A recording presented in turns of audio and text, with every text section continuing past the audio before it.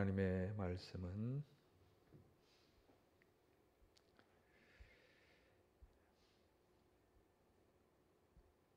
신명기 6장 1절에서 9절입니다. 신명기 6장 1절에서 9절 한 절씩 교독합니다.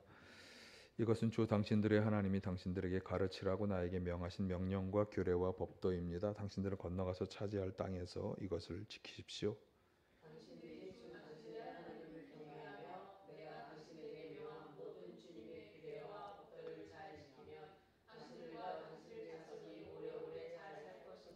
그러니 이스라엘 자손 여러분, 이 모든 말을 듣고 성심껏 지키면 주 당신들 조상의 하나님이 당신들에게 약속하신 대로 젖과 꿀이 흐르는 땅에서 당신들이 잘되고 크게 번성할 것입니다. 이스라엘은 들으십시오. 주님은 우리 하나님이시요 주님은 오직 한 분뿐이십니다. 당신들은 마음을 다하고 뜻을 다하고 힘을 다하여 주 당신들의 하나님을 사랑하십시오. 내가 오늘 당신들에게 명하는 이 말씀을 마음에 새기고 자녀들에게 부지런히 가르치며 집에 앉아 있을 때나 길을 갈 때나 누워 있을 때나 일어나 있을 때나 언제든지 가르치십시오. 또 당신들은 그것을 손에 베어 표로 삼고 이마에 붙여 기호로 삼으십시오. 함께합니다. 진문설주와 대문에도 써서 붙이십시오. 아멘. 할렐루야. 1절 말씀을 한번 다시 비춰주시면 이 신명기를 기록했다고 생각되는 저자가 모세인데, 모세가 이스라엘 백성들을 향해서 하는 말씀이에요. 근데 모세의 마음이 잘 드러나 있는데, 이 모세의 마음은 여러분을 향한 저의 마음이기도 합니다. 자, 이런 점을 생각하시면서 함께 한번 보겠습니다. 이것은 주 당신들의 하나님이 당신들에게 가르치라고 나에게 명하신 명령과 규례와 법도입니다. 당신들은 건너가서 차지할 땅에서 이것을 지키십시오. 예. 누군가 저에게 당신은 왜 목사가 되었습니까? 이렇게 질문을 한다면 아마도 저는 이 구절을 인용하면서 하나님께서 나에게 오늘 본문의 말씀을 가르치라고 명령하셨기 때문에 목사가 되었다. 그리고 지금 이 말씀을 전하고 있다. 이렇게 대답할 것입니다. 그러니까 제가 목사가 되어서 해야 할 가장 중요한 말씀들 가운데 하나다라고 생각이 되고, 모세에도 마찬가지입니다. 그래서 이 말씀은 우리 그리스도인들에게 있어서 가장 중요한 말씀 가운데 하나이고요. 오늘 우리가 읽은 본문에는 경건한 유대인들이 지금도 매일 아침에 고백하는 기도문 내용이 포함되어 있어요. 그것을 쉐마라고 잘 알려진 내용인데요. 아주 그만큼 중요한 내용입니다. 자, 어떤 내용인지 이제부터 함께 살펴보시도록 하겠습니다. 자, 2, 3절을 한번 같이 보겠습니다. 당신들이 주 당신들의 하나님을 경외하며 내가 당신들에게 명한 모든 주님의 규례와 법도를 잘 지키면 당신들과 당신들 자손이 오래오래 잘 살 것입니다. 그러니 이스라엘 자손 여러분, 이 모든 말을 듣고 성심껏 지키면 주 당신들 조상의 하나님이 당신들에게 약속하신 대로 젖과 꿀이 흐르는 땅에서 당신들이 잘 되고 크게 번성할 것입니다. 이 단락에서 모세가 백성에게 하고자 하는 말씀이 무엇일까요? 저는 마지막 부분에 나오는 이 축복의 말씀, 오래오래 잘 살고 잘 되고 번성하라고 하는 이 하나님의 축복이 백성 가운데 이루어지기를 간절히 모세는 소망하면서 지금 이 말씀을 하는 것이다, 이렇게 생각이 되어지고요. 저도 마찬가지입니다. 우리 나눔교회 성도님들 모두가 다, 특별히 이 설교를 듣고 예배에 참석하는 여러분이 다 오래오래 잘 살고 또 잘 되고 번성하게 되기를 간절히 소망합니다. 여러분에게 이 축복의 말씀이 이루어지길 간절히 축원드립니다. 그런데 이 말씀을 가만히 읽어보면 이 축복은 그냥 이루어지는 것이 아니죠. 여기 뭐뭐 하면 또 뭐뭐를 지키면이라고 하는, 어떻게 보면 조건과 같은 말이 달려 있어요. 크게 두 가지 말씀인데 내용상으로 보면 그것이 하나로 연결되어 있기 때문에 하나의 말씀이라고 볼 수 있겠어요. 그것이 뭐냐 하면 하나님을 경외하는 백성이 되어야 한다. 그러니까 하나님을 경외하는 백성에게는 하나님이 이러이러한 복을 주신다. 오래오래 잘 살고 크게 번성하는 복을 주실 것이다. 그런데 그 하나님을 경외하는 마음이 어떻게 드러나야 하는가 하면 하나님께서 명령한 모든 규례와 법도를 잘 지키는 것으로 드러나야 한다라고 하는 거예요. 그래서 모세가 전해준 여러 말씀들, 특별히 성경에 기록되어 있는 하나님의 모든 말씀을 성심껏 잘 지킬 때, 그럴 때 하나님을 경외하는 사람이라고 인정받고 그런 사람에게 하나님이 약속하신 그 복을 주신다. 자, 하나님을 경외한다고 하는 것은요, 말 그대로 한자를 풀이하면 두려워하며 살아가는 것을 말하는 것인데요. 그럼 하나님을 왜 두려워해야 하는가?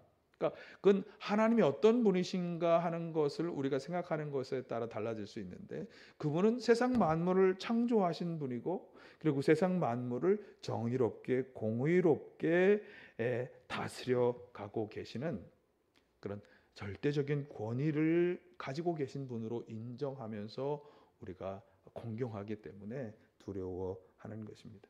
신학 사전의 도움을 좀 받아서 하나님을 경외한다는 것을 어떻게 풀이하고 있는가 봤더니 이렇게 풀이합니다. 한번 같이 보실까요?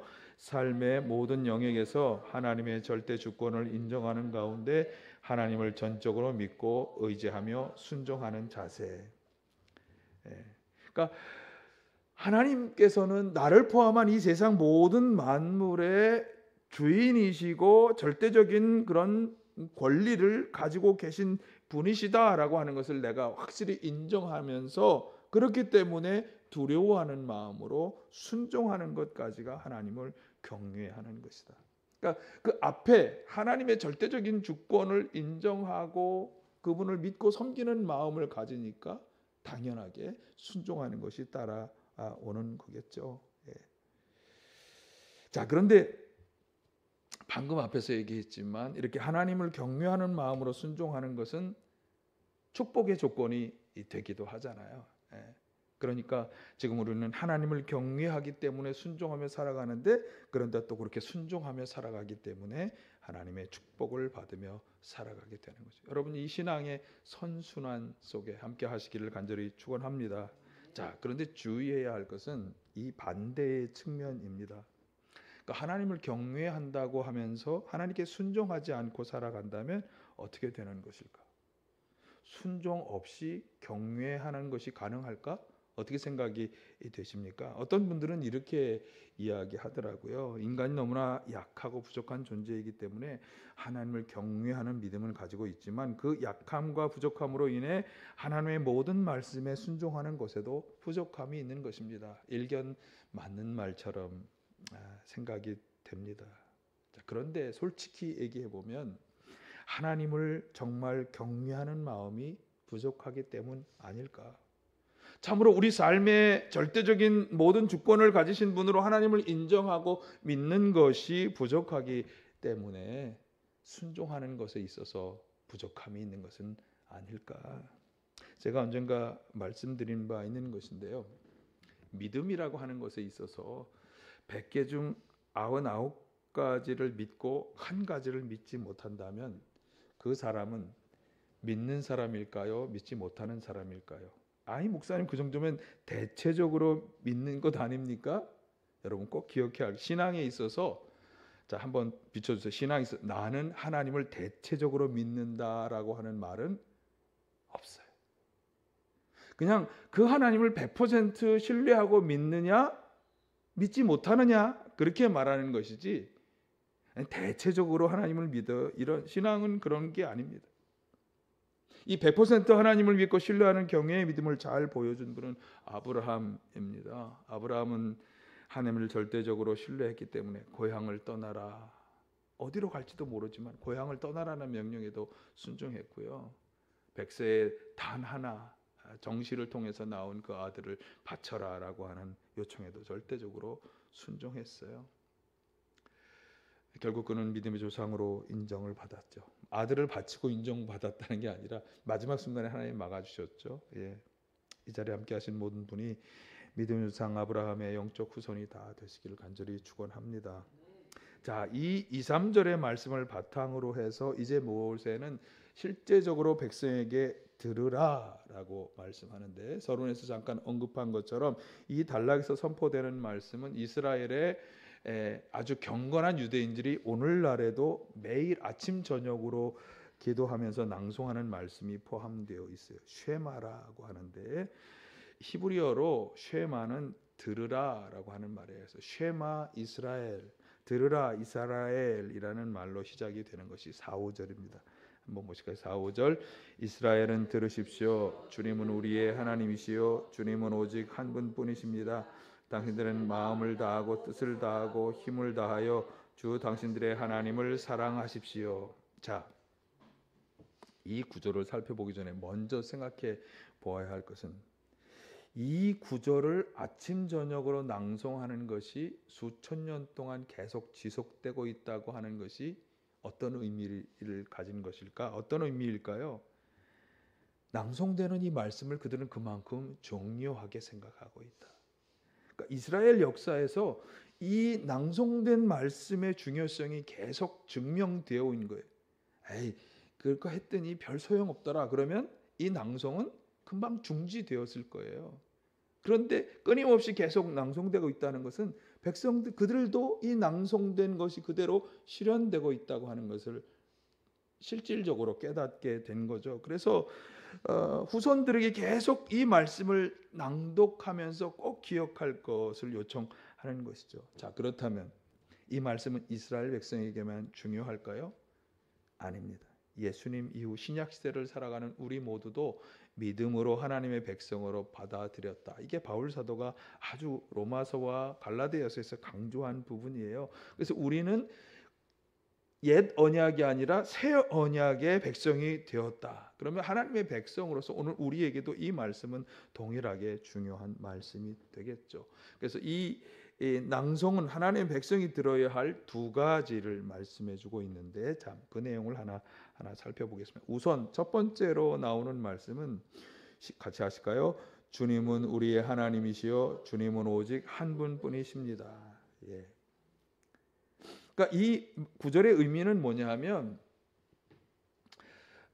개역개정 성경으로는 여호와, 우리 하나님 여호와는 오직 유일한 여호와시니라고 번역했는데, 그러니까 이 여호와로 부르는 분을 이제 주님이라고 세번역에서는 번역한 거예요.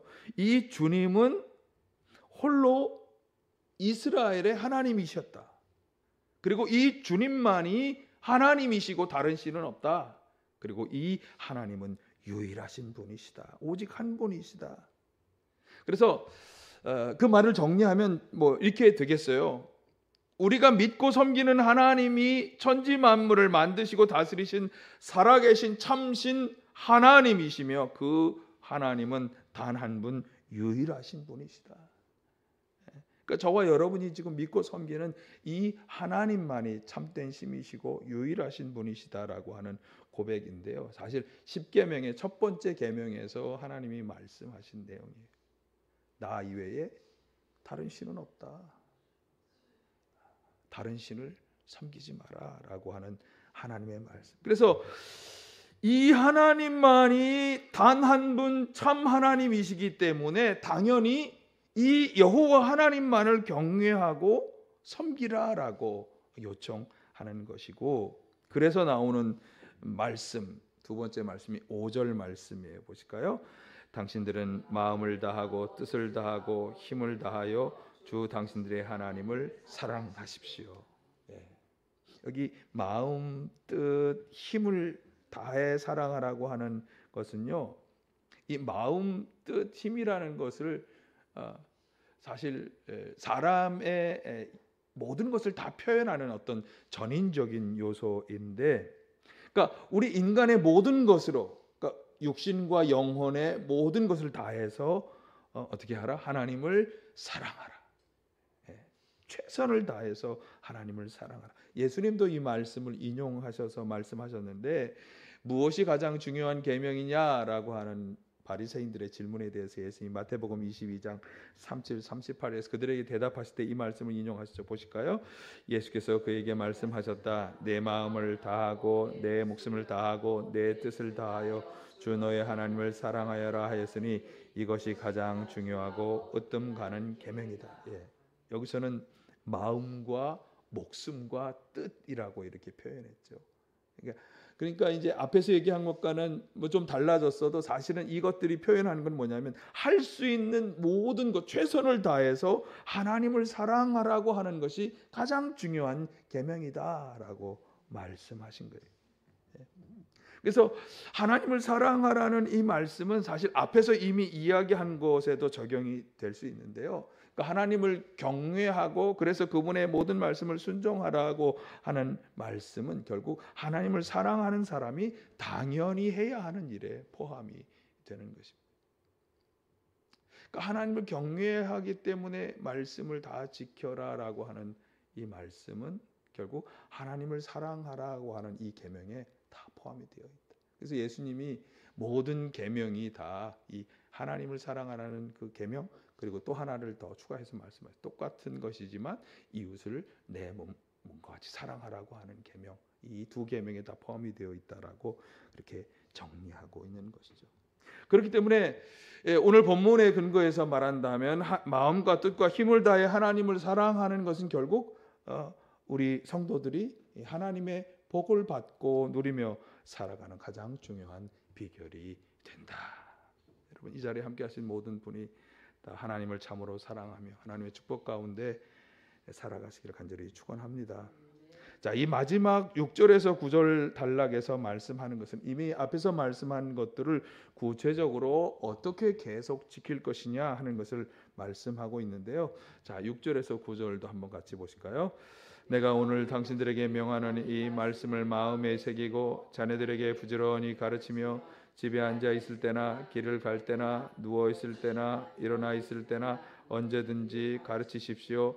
또 당신들은 그것을 손에 메어 표로 삼고 이마에 붙여 기호로 삼으십시오. 집 문설주와 대문에도 써서 붙이십시오. 예, 크게 두 가지 말씀을 하고 있는데 앞에서 이야기했던 그 하나님의 명령들 모세를 통해 주신 그것을 자기 스스로에게는 마음에 새기고 살아가라.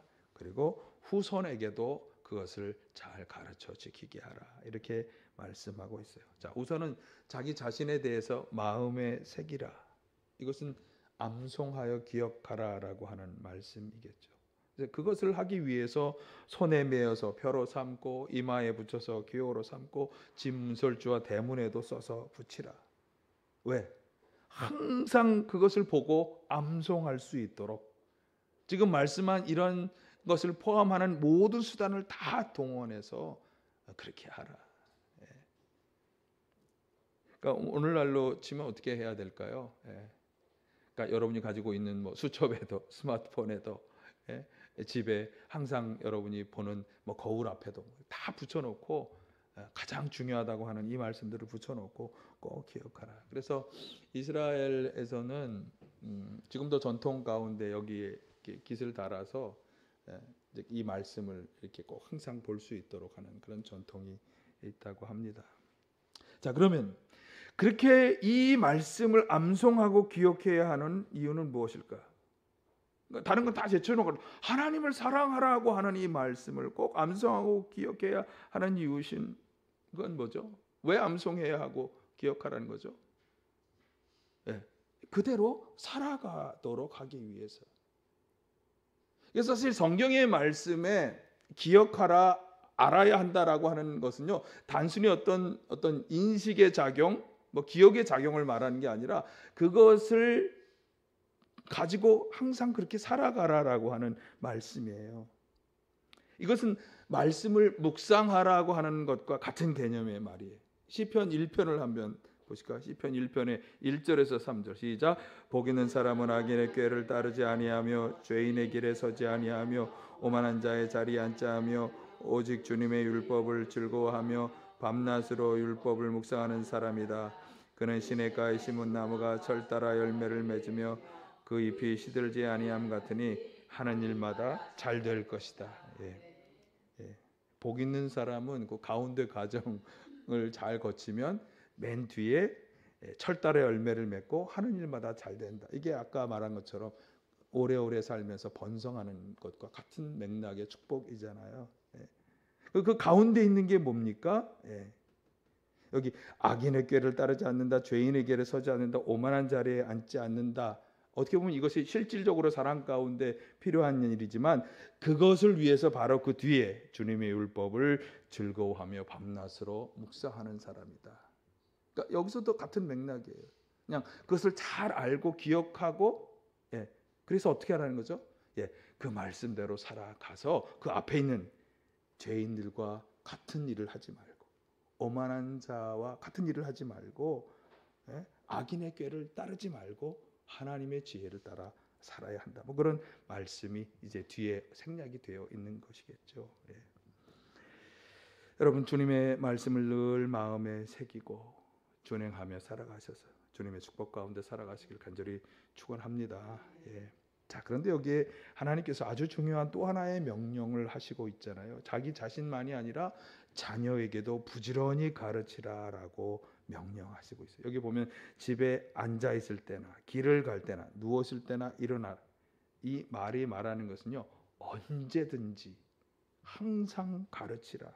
그러니까 때나 장소를 가리지 말고 항상 반복해서 가르치라. 그렇게 하는 이유가 뭘까요? 그들도 그것을 가르친 부모처럼 하나님의 말씀을 마음에 새기고 그 말씀을 한창 준행하며 살아가도록 하기 위함이겠죠. 그래서 하나님의 축복 가운데 살아가는 자녀가 되도록, 그래서 하나님을 경외하고 사랑하며 하나님의 말씀 가운데 하나님의 축복 가운데 살아가도록 하시기 위해서 자녀에게 가르치라라고 하는 말씀을 주시는 것입니다. 그러니까 하나님은 지금 하나님과 어떤 하나님을 경외하고 말씀에 순종하며 살아가는 하나님과 하나님의 백성의 관계를 맺고 살아가는 지금 눈앞에 있는 사람들만이 아니라 그들의 후손들도 계속 하나님의 이런 축복 가운데 살아가기를 원하시며 자녀에게 부지런히 가르치라고 명령하시는 거예요. 그런데 사실은 아브라함에게 하나님이 주셨던, 처음에 아브라함을 부르시고 최초로 인간과 관계를 맺으실 때 하나님이 주셨던 여러 축복들이 있는데 창세기 17장에 보면 4절에서 7절에 이런 축복을 해주셨어요. 나는 너와 언약을 세우고 약속한다. 너는 여러 민족의 조상이 될 것이다. 내가 너를 여러 민족의 아버지로 만들었으니 이제부터는 너의 이름이 아브라함이 아니라 아브라함이다. 내가 너를 크게 번성하게 하겠다. 너에게서 여러 민족이 나오고 너에게서 왕들도 나올 것이다. 내가 너와 세우는 언약은 나와 너 사이에 맺는 것뿐만 아니라, 자, 아브라함을 크게 번성하고 축복하신다고 하면서 이 언약을 지금 세우고 계신 건데, 이 언약은 아브라함만이 아니라 너의 뒤에 오는 너의 자손과도 대대로 세우는 영원한 언약이다. 이 언약을 따라서 나는 너의 하나님이 될 뿐만 아니라 뒤에 오는 너의 자손의 하나님도 될 것이다. 그러니까 아브라함에게 주신 이 축복과 이 축복의 언약은 아브라함뿐만 아니라 자손 대대로 주시는 언약이고, 하나님은 그 후손들의 하나님도 되실 것이라고 선언하며 이 언약을 맺으셨어요. 아이 목사님, 그러면 뭐 이스라엘 백성들이 그렇게 된다는 거죠? 아니죠. 제가 분명히 여러 번 얘기했잖아요. 바울 사도가 로마서나 갈라디아서 가장 중요하게 아브라함의 후손이, 진짜 후손이 누구냐, 영적인 후손이 누구냐, 여러 번 말씀을 드렸어요. 그러니까 믿음으로 하나님께 받아들여진 사람들은 이 축복의 언약을 물려받는 자손이 된다. 여러분, 우리가 분명히 알아야 하는 것은 하나님의 축복은 아브라함 당사자만이 아니라 자손 대대로 이어진다라고 하는 사실에, 이 축복이 대대로 이어지길 바라면서 하나님은 이 언약을 주시고 이 축복을 주셨는데, 믿음으로 새 언약의 백성이 된 우리 그리스도인들도 당연히 이 후손에 해당하는 것이고요, 우리의 자녀들도 이 축복의 언약의 당사자가 되기를 하나님이 원하시는 거예요. 여러분의 자녀들을 이 축복으로 초청하실 수 있기를 간절히 축원합니다. 하나님 세상을 창조하실 때 창세기 1장 22, 28장에 보면 인간을 포함한 모든 세상 만물에게 축복의 말씀을 주셨어요. 어떤 축복의 말씀입니까? 생육하고 번성하여 땅에 충만하라. 그리고 지금 하나님의 백성들에게 주시는 축복의 말씀은 무엇입니까? 오래오래 잘 살고 크게 번성하라라고 하는 축복을 주시는 겁니다. 말씀드린 것처럼 이 축복에는 조건이 있습니다. 이 조건을 제가 한번 생각해 봐요. 이게 왜 이런 조건을 주셨을까? 백성을 하나님께 묶어두기 위한 것이에요. 하나님을 떠나지 말아야 이 축복들이 이루어진다는 거. 왜? 하나님만이 참신이시기 때문에. 하나님 외에 다른 참신은 없기 때문에 나만이 이 축복을 줄 수 있으니까 나를 떠나지 말고 이 조건 가운데 행하며 살아라. 그 조건이 뭡니까? 하나님을 경외하며 하나님을 사랑하라고 하는 것이고 하나님의 말씀을 잘 지켜 행하는 것으로 그것을 증명하라라고 하는 것입니다. 어쩌면 진부할 수도 있는 전통적인 교훈의 말씀을 오늘 드렸습니다. 그러나 역사적으로 이 말씀은 이미 증명된 교훈의 말씀입니다. 이 자리에 함께 하신 모든 분이 확신을 가지고 자기 자신과 후손에게 하나님 경외와 하나님 사랑의 신앙을 물려주시기를 바라고 하나님 모든 말씀에 순종하여 살아가셔서 이 신앙의 축복을 받으며 누리며 나누며 살아가시기를 간절히 축원합니다.